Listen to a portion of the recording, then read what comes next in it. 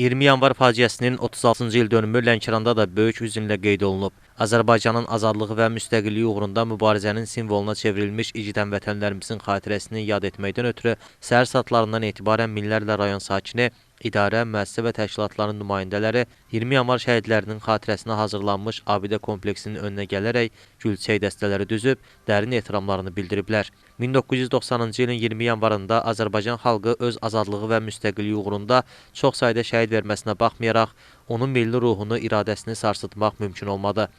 Həmin qırğın zamanı şəhidlik zirvəsinə ucalan vətən övladları misilsiz fədakarlıqları ilə xalqımızın qəhrəmanlıq səlnaməsində yeni parlaq səhifə yazdılar. Ali Baş Komandan İlham Əliyevin rəhbərliyi ilə 2020-ci ildə vətən müharibəsində əldə edilmiş tarixi zəfər və 2023-cü ilin sentyabrında Qarabağda həyata keçirilən lokal xarakterli antiterror əməliyyatları nəticəsində Azərbaycan ordusu ərazi bütövlüyümüzü və suverenliyimizi tam təmin etməklə həm də 20 yanvar şəhidlərinin qisasını almış oldu.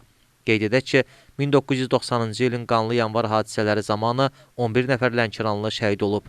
Qan yaddaşımız olan 20 yanvar faciəsinin 36-cı il dönümü Salyanda da böyük izdihamla alınıb. Anım mərasimi səhər saatlarından 20 yanvar şəhidlərinin xatirə kompleksindən başlanıb. Mərasimdə rayon rəsmiləri, hüquq-mühafizə orqanlarının rəhbərləri və ictimaiyyət iştirak edib.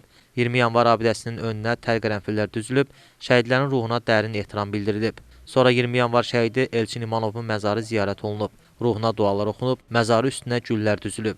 Respublikanın hər yerində olduğu kimi Bakı vaxtı ilə saat 12:00-da Salyanda da 20 yanvar qurbanlarının xatirəsi bir dəqiqəlik sükutla yad edilib. Şəhərin küçə və prospektlərində hərəkət dayandırılıb, avtomobillərdən səs siqnalları verilib. Əyyub Türkay, Elviz Nəsirli, Kürçaylı Məmmədov, Lənkəran, Salyan.